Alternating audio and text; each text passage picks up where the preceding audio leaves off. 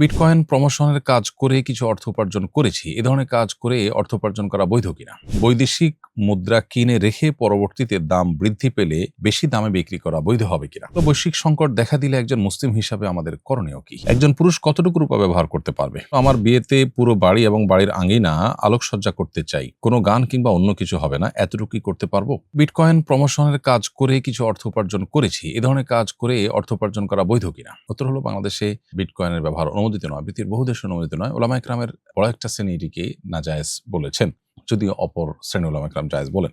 সেজন্য এখানে bitcoin promotion করা যে সমস্ত ওলামা ইকরামের মতে নাজায়েজ, তাদের মতে এটার প্রমোশন করাটাও নাজায়েজ হবে।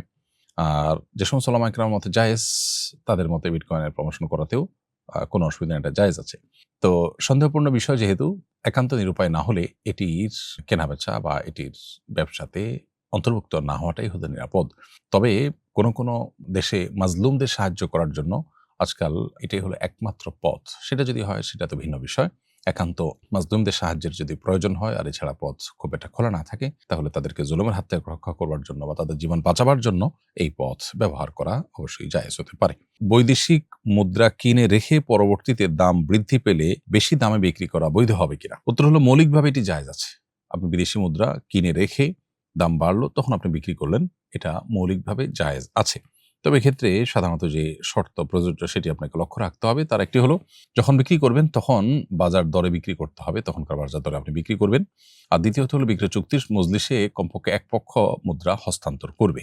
উভয় পক্ষের মুদ্রাই যদি হস্তান্তর বাকি থাকে, মুখোমুখি কেনাবেচা হয় এবং হস্তান্তর না হয়, তাহলে সেক্ষেত্রে জায়েজ হবে না। অতএব এই দুটি শর্ত সাপেক্ষে, একে তো তখনকার বাজার দরে বিক্রি হবে, দ্বিতীয়ত যে কোনো এক পক্ষ অন্তত মুদ্রা হস্তান্তর করতে হবে। এই দুই শর্ত পাওয়া গেলে এর উপরে ভিত্তি করে আপনি বৈদেশিক মুদ্রা কিনে রেখে পরবর্তীতে দাম বাড়লে তখন বিক্রি করতে পারেন এবং এটি ব্যবসা হিসাবে গ্রহণ করতে কোনো অসুবিধা নেই।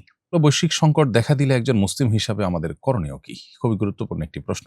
বৈশ্বিক সংকট দেখা দিলে একজন মুসলিম হিসাবে আমাদের উচিত হলো সর্বাবস্থায় আল্লাহর কাছে তওবা ইস্তেগফার করা, আল্লাহর দিকে ধাবিত হওয়া।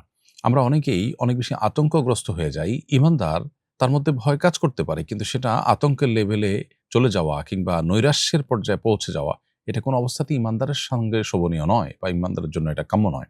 ঈমানদার তিনি যেহেতু আল্লাহর উপর ভরসা করবেন, আল্লাহ বলেছেন ঈমানদারদের কর্তব্য হলো আল্লাহর প্রতি ভরসা করা। আল্লাহ বলেছেন, ওয়া মান ইয়াতাওয়াক্কাল আল্লাহ ফাহুয়া হাসবুহ, যে আল্লাহর প্রতি ভরসা করে আল্লাহ তার জন্য যথেষ্ট হয়ে যায়। অতএব সংকটাপন্ন পরিস্থিতিতে ঈমানদার বিশ্বাস রাখবে যে হবে তাই যা আল্লাহ ফয়সালা করে রেখেছেন, বিধায় আল্লাহর উপরে ভরসা থাকবে আর নিজে সংকটাপন্ন পরিস্থিতিতে দৃঢ়পদ থাকার জন্য, টিকে থাকার জন্য প্রয়োজনীয় উদ্যোগ গ্রহণ করবেন।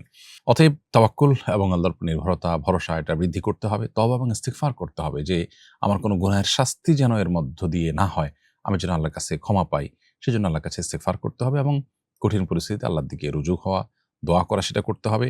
এবং সেই সাথে বৈষয়িক যে বিষয় আছে সেগুলোর জন্য জাগতিক প্রচেষ্টা তাকে করতে হবে। ধরুন দুর্ভিক্ষের ঘনঘটা শোনা যাচ্ছে বা আশঙ্কা থাকছে, তাহলে তিনি খাদ্য চাষাবাদ করবেন, ফসল চাষাবাদ করবেন, ফল ফসল করবেন এবং চেষ্টা করবেন সর্বোচ্চ নিজে এবং সমাজের মানুষকে কিভাবে রক্ষা করা যায়। শুধু নিজের বাঁচার জন্য তিনি যদি আখের গোছান, তো সেটা অবশ্যই এই মুহূর্তে কোনো মুসলমানের জন্য কাম্য নয়, কোনো কথা সেটা নাজায়েজ। অতএব আল্লাহর পক্ষ থেকে আসা যে কোনো সংকট, এটি পরীক্ষা হতে পারে, আমার গুনাহের শাস্তি হতে পারে, এসব চিন্তা থেকে একদিকে তওবা ইস্তেগফার করবেন, অপরদিকে সবর করার জন্য মানসিকভাবে প্রস্তুতি গ্রহণ করবেন। এভাবে সংকটাপন্ন পরিস্থিতির জন্য যদি প্রস্তুতি গ্রহণ করে একজন মুসলমান, তাহলে সেক্ষেত্রে তিনি সবার চাইতে বেশি ভালোভাবে এই সময়টাতে তিনি সার্ভাইভ করতে পারবেন এবং আল্লাহ সাহায্য তিনি ইনশাআল্লাহ এই সময়টাতে লাভ করবেন। আল্লাহ আমাদেরকে সংকটাপন্ন পরিস্থিতিতেও ঈমানদারের পরিচয় দেওয়ার তৌফিক দান করুন। একজন পুরুষ কতটুকু রূপা ব্যবহার করতে পারবে? উত্তর হলো, পুরুষের জন্য স্বর্ণ ব্যবহার করা তো নিষিদ্ধ। স্বর্ণ ব্যবহার অনুমোদন শুধুই রয়েছে নারীদের জন্য ইসলামী শরিয়াতে। আর পুরুষরা রূপা ব্যবহার করতে পারবেন সেটা রূপার আংটি সর্বোচ্চ 3.374 গ্রাম পর্যন্ত, অর্থাৎ 4 গ্রামের নিচে। তাহলে এতটুকু যদি হয় তাহলে সেটা তিনি ব্যবহার করতে পারবেন। এর বেশি যদি হয় তাহলে শরিয়া দৃষ্টিকোণ থেকে সেটাও ব্যবহার করা একজন পুরুষের জন্য জায়েজ হবে না। মূলত সাজসজ্জা এবং অলংকার ব্যবহারের এই অনুমোদনটা শরিয়া মেয়েদের জন্য রেখেছে।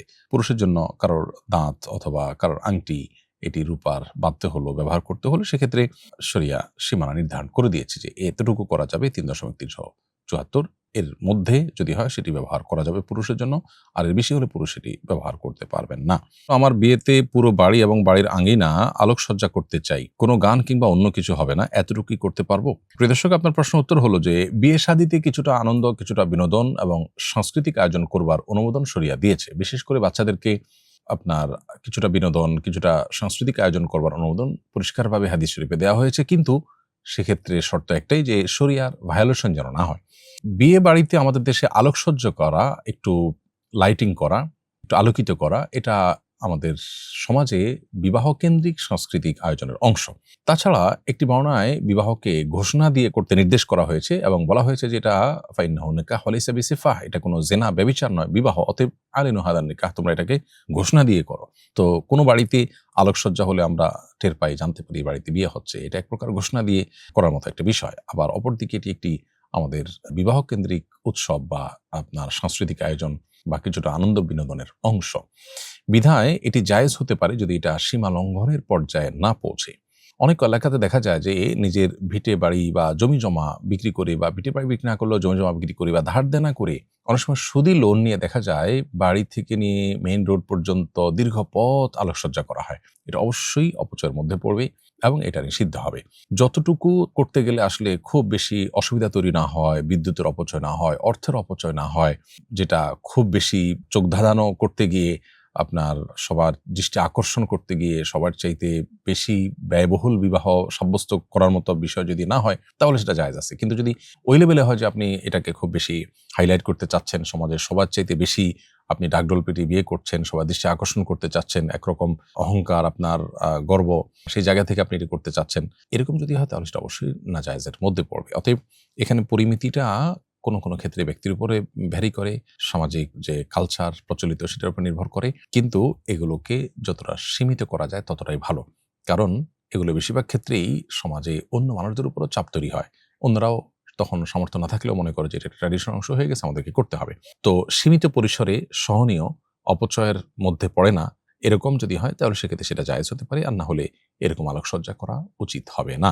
জুম অ্যাপ বা ভিডিও কলে পিছনের ব্যাকগ্রাউন্ড চেঞ্জ করলে কি গুনাহ হবে? সাধারণ অবস্থাতে এটাতে কোনো অসুবিধা নেই। কাউকে ধোঁকা দেওয়ার জন্য যদি করেন, যাতে সে প্রতারিত হয়, সে ভুল কোনো বার্তা পায়, এরকম যদি উদ্দেশ্যে এটা করেন তাহলে সেটা জায়েজ হবে না, কারণ সেটা প্রতারণার অংশ হিসাবে পড়বে। আর যদি এটা ব্যাপারটা এরকম না যে এর ফলে কেউ ক্ষতিগ্রস্ত হবে, কেউ ধোঁকাগ্রস্ত হবে, তাহলে সেক্ষেত্রে এটা সাধারণ অবস্থাতে জায়েজ। আমরা এক রুমে 4 জন থাকি, আমাদের এক রুমমেট হারাম রিলেশনে যুক্ত। মাঝে মধ্যে তার বয়ফ্রেন্ড নানা জিনিসপত্র এবং ভালো ভালো খাবার গিফট দেয়, সে এগুলো আমাদের সাথে শেয়ার করে। তার থেকে এই জিনিসগুলো নেওয়া এবং খাওয়া হারাম হবে কিনা? উত্তর হলো যে, যে জিনিসটা আপনার হারাম সম্পর্কের ভিত্তিতে দেওয়া হয়, এটা এক প্রকার উৎকোচের মতো এবং হারাম সম্পর্কে বিল্ড করার জন্য এটা উপাদান হিসেবে ভূমিকা রাখে। অতএব এটা গ্রহণ করা যেমন জায়েজ নয়, ঠিক তেমনি ভাবে এটা ভোগ করাও জায়েজ হবে না। এটা বরং দাতাকে ফেরত দেওয়া উচিত এবং আপনাদের এটা অ্যাভয়েড করা কর্তব্য।